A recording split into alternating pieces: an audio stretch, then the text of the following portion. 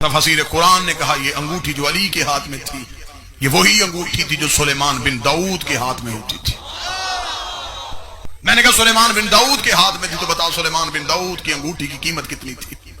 قرآن نے کہا میں تجھے سلیمان بن داؤد کی انگوٹھی کی قیمت بتاؤں، یہ انگوٹھی پہنتا تھا حکومت شروع ہو جاتی تھی،